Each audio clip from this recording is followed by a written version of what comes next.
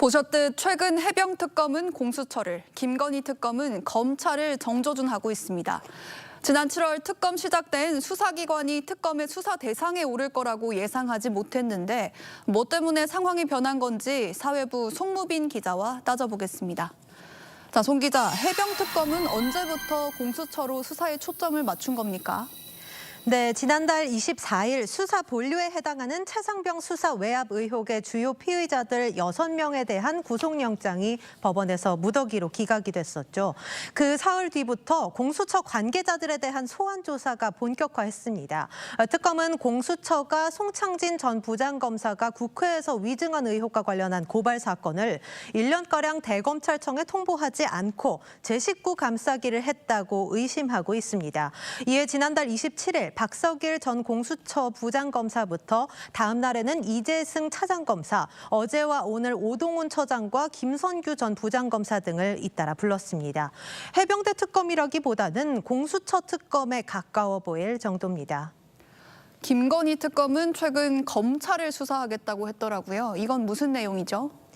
네, 김건희 특검은 지난달 28일 윤석열 정부 당시 검찰의 부실 수사 의혹을 들여다보겠다고 밝혔습니다. 특검법에 따르면요, 김 여사와 관련해 고의적인 수사 지연이나 은폐 의혹이 있었다면 수사 대상이 된다는 설명입니다. 이를 위해 특검은 검사와 검찰 출신을 배제한 수사팀까지 새로 만들었습니다. 들어보시죠.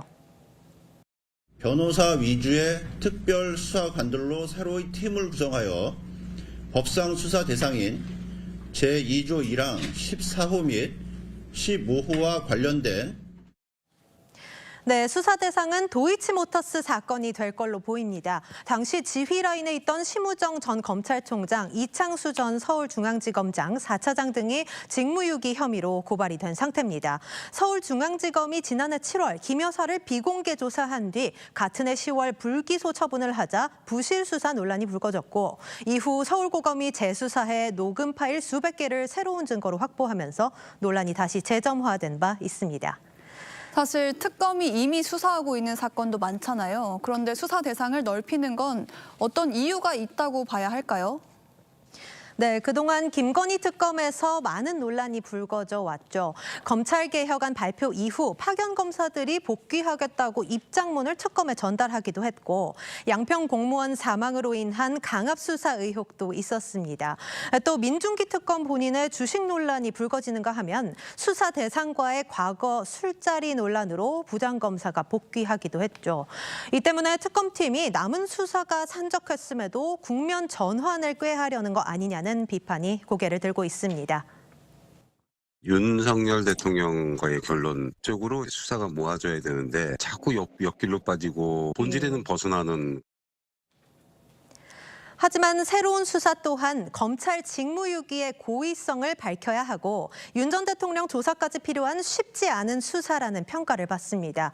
특검 수사기간이 연장되면 12월 28일까지인데 2달 남짓한 기간은 의미 있는 성과를 거두기에는 다소 촉박하다는 시각도 있습니다. 특검의 수사 방향이 조직의 위기 모면을 위한 거 아니냐, 이런 의심이 계속된다면 앞으로 발표될 수사 결과를 국민들이 얼마나 신뢰할 수 있을지 걱정도 됩니다. 송 기자, 잘 들었습니다.